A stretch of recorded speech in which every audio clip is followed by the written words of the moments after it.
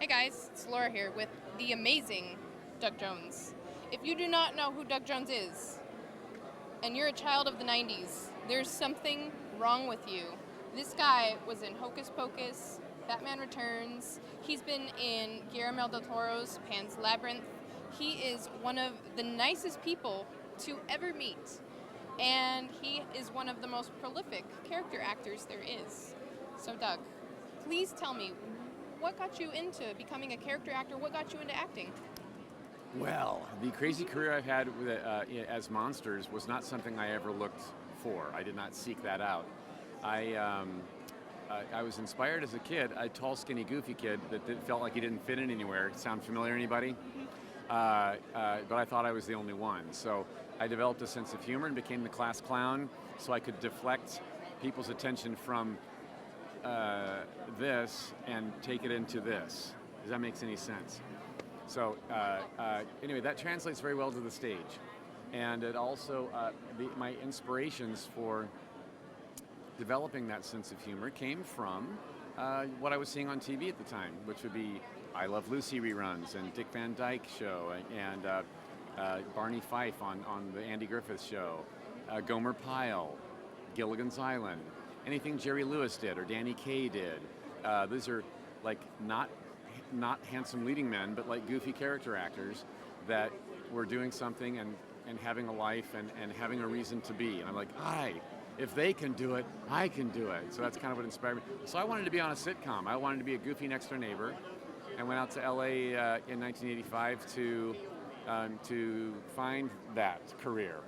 But what found me instead was creature effects makeup people loving my tall, skinny, goofy form and wanting to build stuff on me. I also have a background as a mime and a contortionist. I'm very bendy, very flexible, and with the mime, it's also I had training and have a sense now for storytelling and dialogue that is not verbal. The visual is very all important when you have the mime training. So that all just lends itself very well to the career that I've ended up having. So yeah. That's wonderful because you just don't put on a costume, do the makeup. You become the character. Oh, you really bring these characters to life. The pale man from Pan's Labyrinth. Oh my goodness! When I tell people who Doug Jones is and I just do this, they know exactly who that is. If I told you how many photo requests I get, like, can we pose like this? Yeah. So I know that character rang a bell for somebody. Yeah. And it's wonderful. So you spend a lot of time in the makeup chair. Mm-hmm. Obviously, it takes hours and hours and hours. So while you're sitting hours and hours and hours, what are some of the things that go through your head while you're in the makeup chair? Sometimes I want a spike to go through my head to end it all. I'm kidding. No, it's when you're looking at anywhere from 3 to 5, 7 hours of makeup every day on a movie shoot, you get to know your makeup artist very well. So we have a lot of banter, a lot of storytelling, lots of laughing. We'll play music. We'll thank heaven for that WeberNet thing. And if someone has a laptop and we can pull up a YouTube video or two, I love talking cat videos. They make me laugh and laugh. Everyone does. Sure. So so there's that, and I also, depending on some of the makeups, they're working all the way around me, so I have to stand or squat, and I might have 3 makeup artists doing different parts of me at once, so I can't recline. I have to be like aware and turning the right limb in the right direction for them, so it's kind of participatory for me. But if they are working just on my front side and I can tilt back in a chair, I will snooze. I might take a nap or two because often on productions, I'm working 18 hours a day, day after day, and only sleeping maybe 4 or 5 hours a night, and so I'll fall asleep anywhere I can at the work day. Mm-hmm. Yeah, and the makeup chair might be that place. Yeah. So it's like with your role on Falling Skies, Cochise, yes. Right? So about how long did that makeup take? Short. That was a mercifully short makeup. We were done in less than an hour and a half. Because it's all about the design. My Cochise alien makeup, the whole head and neck, went on in 3 pieces. It was a cowl that was most of it, pre-painted, and all the pre-painting pieces line up, so all of the markings on his face line up with the whole mask. So piece 1 and piece 2 don't need a whole lot of blending, that cuts down a lot of your time. So I would wear a cowl that left my face open like this, all this alien head and neck. Top part of the face glues on to me. Then a bottom lip glues on here. They connect the tissue, and my face is good to go. Hand gloves go on like this, but the pre-painting and the pre-molding sculpting hours are immense. And the Masters Effects team did an amazing job with that. Masters Effects team also does the post-production visual effects that make Cochise's eyes blink and move around. Because the mask, it just has these eyes that sit right there, and they don't move. And I can't manipulate them because they're a little bit more wide set than my own. That was the same case for Abe Sapien from the Hellboy movies. The eyes were blinked and manipulated in post-production with visual effects. Pan's Labyrinth, the Fawn character, same thing, the eyes were too wide, but they were mechanically puppeteered with off camera, so it does take a village to make a makeup like that come to life, yeah. Awesome. So what's been your favorite makeup or monster that you've done? I get asked the favorite and least favorite all the time. It's hard to pinpoint that one. After almost 30 years of acting, I've done so many, and I fall in love with all my characters. Even the evil ones, you have to love them, understand them, invite them into your heart in some way in order to play them right. So when you've done that with all these characters, it's hard to say, my very favorite is blah. It's like picking a favorite child. But I do have the handful. What the favorites that people tell me about that have become, I guess the key ones that I'm known for, that I love. The Silver Surfer from the Fantastic Four sequel, the most beautiful I've ever been on film, and to play a Marvel character like that was magical. The Fawn from Pan's Labyrinth, Billy Butcherson from Hocus Pocus. I think that's one of my favorites. Yeah, I grew up with that movie. Yeah, he was a zombie before zombies were cool. Yes. And he was kind of attractive in a certain weird way too. There's a very sweet appeal, a sweet, goofy appeal about Billy. I just love him. I've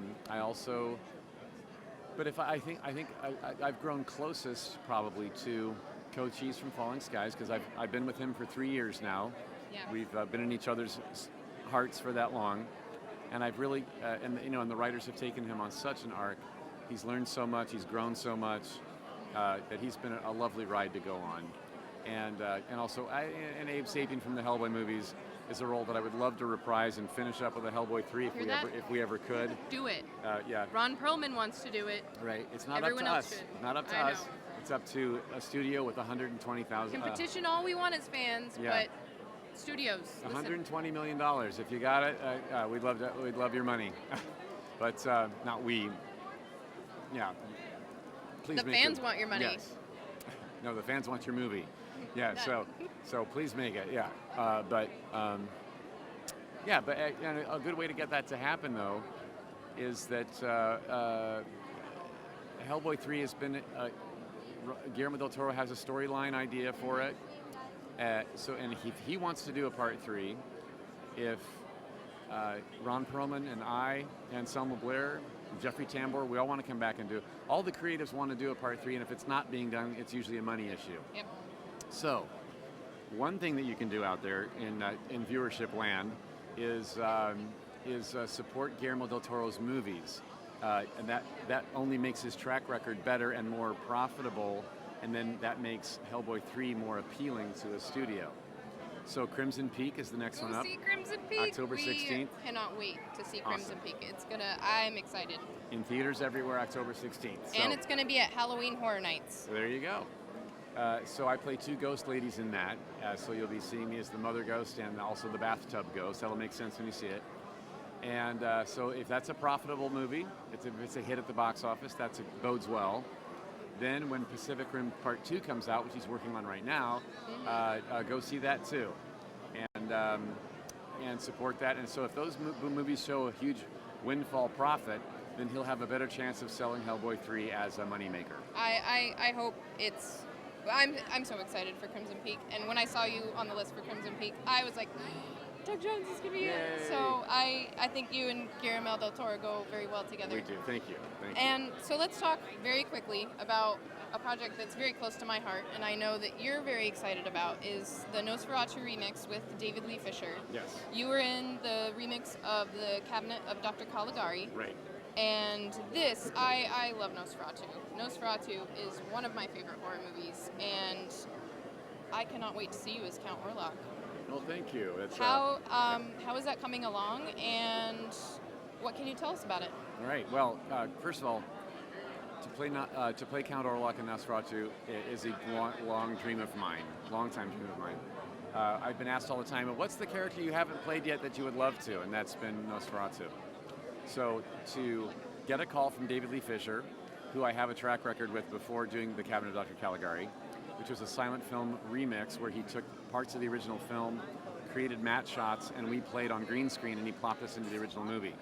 He's going to do that again with Nosferatu. Yes. That's exactly how I wanted this done. I wanted to play a classic vampire, maybe even in black and white. So to be playing in the world that Max Schreck played in digitally is going to be dream come true for me. I think for a lot of people, I have been wanting a Nosferatu remake, and I think this may be an even better project than a remake because it really will pay homage to the original and It to will that indeed. work. And it's Nosferatu was the first cult classic horror movie. Yes. So And Nosferatu also, the 1922 version, was a silent film, of course. Yes. This is going to be a talkie, so it will have sound and verbal dialogue. And I read the script, and it's that dialogue. It doesn't try to create a new story or take it another direction. It's very true to what you saw in the silent film, and it clears up some questions you might have had with, because in a silent film you see a lot of people doing this, right? And they put a dialogue card up that says, "Yes, mother." And you're like, wait, we missed a lot, right? So this basically just fills in all those gaps beautifully, and with great care and reverence to that original story. Yes. Yes, we're really excited. We're an official supporter. We backed the Kickstarter last year, and we cannot wait for it to come out. We also supported the Shadow Over Innsmouth with Joshua Hoffine, who is the horror photographer. Yes. You can find out more information on our site about the project, and you do not play a monster. In the Shadow Over Innsmouth, it is a photo project that very famous horror photographer Joshua Hoffine photographed in Chicago about a couple months ago. We were up there, and so he created an image from that Shadow Over Innsmouth story by H.P. Lovecraft. And so in that, I was surrounded by a bunch of the monsters in the story as the guy who was on the run from them. So that was kind of a nice twist to be the one who was not in the makeup, which I've been doing more of anyway lately. In fact, you can also see me coming up, and you saw me on Arrow and The Flash recently as Deathbolt with my own face. Yes. You saw me, and you'll see me in an episode of Z Nation on Sci-Fi Network in November. I can't wait. I love Z Nation. Thank you. I guest star as a person.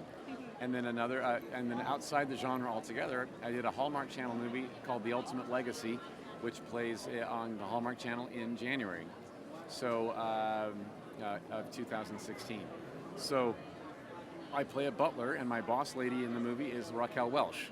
So it's quite a lovely thing, beautiful story, pretty story told by pretty people on a beautiful location in a sprawling estate in Kentucky. It's a complete departure for me, and I loved every minute of it. Yeah. Awesome. That sounds great. Well, thank you so much for talking with us. Thank you for having me, Precious. Aww. The love. So we're going to ask you what we ask everyone. Yes. What's your favorite horror film? My favorite horror film of all time. Let's see. I'm going to say it was my first horror film that I ever remember seeing on our late night Friday night talk show, horror movie show in Indianapolis, Indiana, where I grew up, and I watched Sammy Terry host this every Friday night. He was all dressed as a ghoul, and when he introduced Boris Karloff in The Mummy, I love his Frankenstein, of course, but Boris Karloff's Mummy was such haunting imagery. It gave me such an ooh feeling, and it really stuck with me as a kid. So I don't know. Somehow those first impressions are the ones that become favorites, I think, over time. That The Mummy is fantastic. Yes. I love the classics, and hopefully we'll get more of movies in that vein. Yeah. I can't wait. Thank you Good deal. again so much. Thank you, love. Thank you. Bye, and I'm done.